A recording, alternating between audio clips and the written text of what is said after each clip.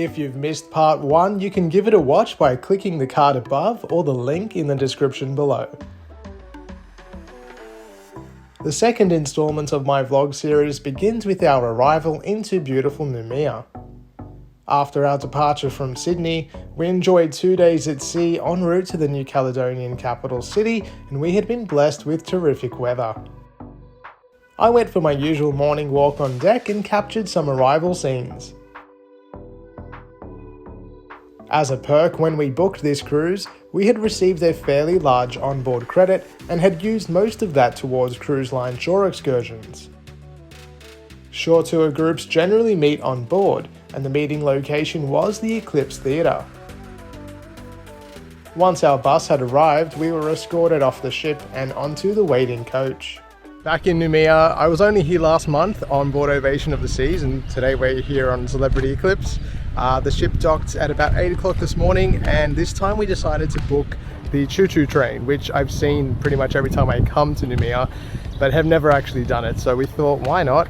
The last time we were here we did the hop-on hop-off bus. So Tchou Tchou was a little bit different and I enjoyed it. It was about an hour and a half. We drove all the way through Noumea into certain vantage points that we got to get out and have a walk around, and about 10 minutes worth of time just to take some photos and absorb the views.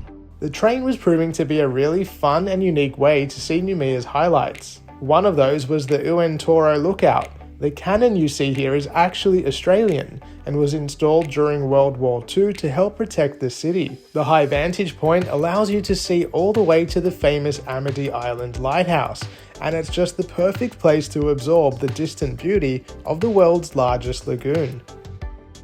Noumea often receives a lot of flack from cruisers, but it really is a beautiful city, especially once you leave the central business area. And we were just dropped off back at the main port terminal, which is where ships that are smaller can dock, but because Celebrity Eclipse is a bit on the larger side, they dock at the container terminal like Ovation of the Seas did. As per usual, there's a free shuttle that the cruise line has put on, so that anyone that wants to get off for their own plans can just jump on that bus, and it drops them off at the main cruise terminal in town. And from here there are a number of tours that you can book privately with local suppliers once you get here. So if you haven't planned something in Noumea, you can come straight to this terminal, whether your ship docks here or you're on the shuttle bus, and you can organize something pretty easily just by doing that. And they pretty much all accept credit cards, which makes life simple if you haven't done a currency exchange. The Tchou Tchou Train is a great way to see Noumea, and you can easily book it privately once you arrive in town if you don't want to pay the overinflated cruise line prices. We're back on board the ship and I have crazy hair situation going on. It's about midday. Because we did come here before and we did a tour this morning, we decided to get back on board, and I think we'll be visiting the tub a little bit later. We've been invited to a sail away party on the helipad, so we're going to go over to that now. We have to meet inside because the helipad, unlike other ships, say like Radiant of the Seas, you can't just walk up to it. So we've been invited and we're going to go there now for sail away out of Noumea, which I'm very excited about because it's a beautiful afternoon, and I think it's going to be a bit windy, but we're going to go out there now anyway and see what it's all like. We met with our retreat hosts on deck 6 and were escorted through to the very front of the ship, through a crew passage and past one of the crew bars. I had really missed these forward-facing vantage points when I sailed on Ovation of the Seas, so I was relishing the opportunity to soak in the views. The champagne didn't hurt either. As we sailed away from Noumea, we all gathered on the helipad, and there was champagne and the officers were there as well. It was a really fun time just to experience a unique way for leaving a port, and if it wasn't so hot I'd still be out there, but the wind for some reason stopped blowing and it was just too hot. So I've come inside and we're going to head over to the martini bar now and see if we can have an afternoon cocktail. The martini bar's iced top provided much needed respite from the heat, and then it was showtime.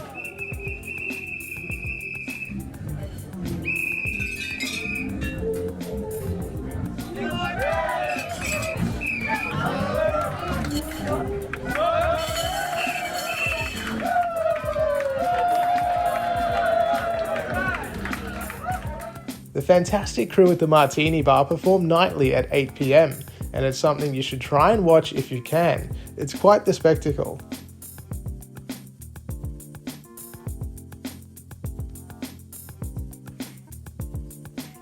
We then enjoyed a late, delicious dinner in Noumea.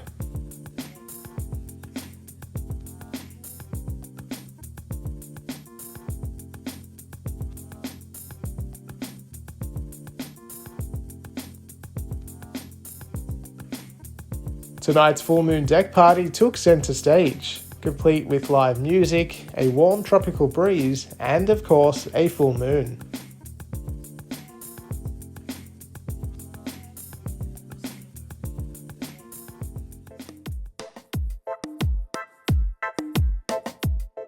I was so excited to finally be getting back to Mystery Island. My most recent visit before this trip was 11 years earlier. I was meant to visit on my Ovation of the Seas cruise last November, but that visit was cancelled a few weeks before our departure.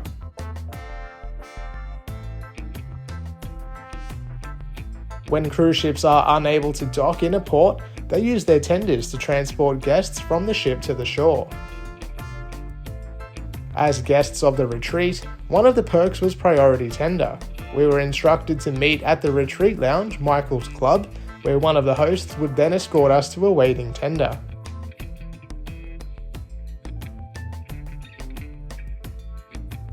We made our way on board and went straight to the top deck for the best views, of course.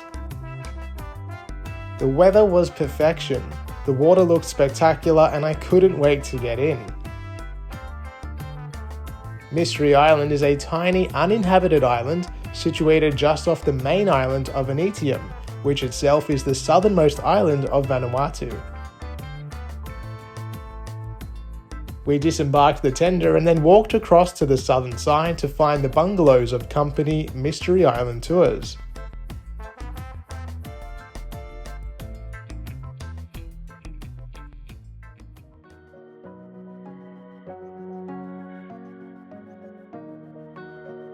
These cabanas and bungalows are a fantastic place to base yourself for several hours or the whole day, providing shade and somewhere comfortable to lounge between stints in the water.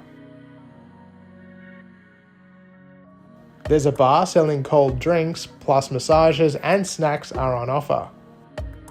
Elsewhere on the island, there are stalls set up with people selling their wares. It's important to note that there are no ATM facilities on the island and all purchases must be made in cash. Australian notes are accepted as well as only $1 and $2 coins. It was finally time to get in the water. So here's the thing. I had grand ideas of doing some snorkeling. Bought a snorkel, got some reef shoes, had the whole setup. Turns out I'm not a snorkeler. The problem is that as soon as I put my head under and try and breathe, I start to panic. I'm speaking to you on a waterproof camera that was purchased for me for my birthday recently so that I could film underwater. That's just not really going to happen today. Also, I've drifted really far from our chairs and I'm not even... Mystery Island offers some incredible snorkeling, or so I heard, after the fact, with the best sights further out from shore. Confident swimmers can simply head out, but there are a range of tours available through the cruise line, as well as privately, that will take you out to the best snorkeling zones. Glass bottom boats are perfect for those that want to remain dry but still enjoy the sights. For those of you that aren't confident in the water, the island is crisscrossed with paths and it's very easy to circuit the entire place on foot within an hour or so. The name Mystery Island comes from wartime. As small as it is, the island is home to an airstrip, and this is where during World War II, the Allies secretly launched warplanes, hence the name. We had enjoyed hours floating in the warm waters of Vanuatu, plus a lengthy walk around the island, and had managed to skip lunch entirely. Not a bad thing, might I add. All the same, we thought it was time to make our way back on board, and ice-cold towels were greatly appreciated. Iced water was also provided on the wharf. These little touches really separate Celebrity from other mainstream cruise lines. Once again, we made our way to the open deck on top of the tender. Truly, one of my favourite things about tendering is that you get to appreciate the size and scale of these magnificent ships. Tonight's dinner we're going to Murano, which is one of the specialty restaurants on board, and this one is a French restaurant, so looking forward to trying that out now. Murano is generally accepted as being one of the best specialty dining experiences available on board celebrity ships. It's advertised as a modern interpretation of classic French cuisine, and after skipping lunch, I was ready to sample as much of it as I could. You can book a meal in Murano for a set per person fee of around $70 US. Dining packages are also available pre-cruise or on board and provide better value. Dinner kicked off with a delicious scallop amuse-bouche, while the goat's cheese soufflé starter that followed was sublime. The star of the show was, of course, the lobster. Prepared tableside, the spectacle alone is worth ordering this delicate and delicious dish, and based on the number of flames I saw around the restaurant, it's safe to say it's the most popular main course option.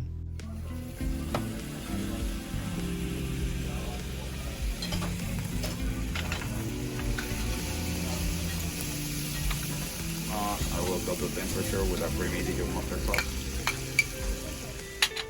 In addition to the a la carte menu, there's a 5-course tasting menu with wine pairing that on our cruise cost $107 per person.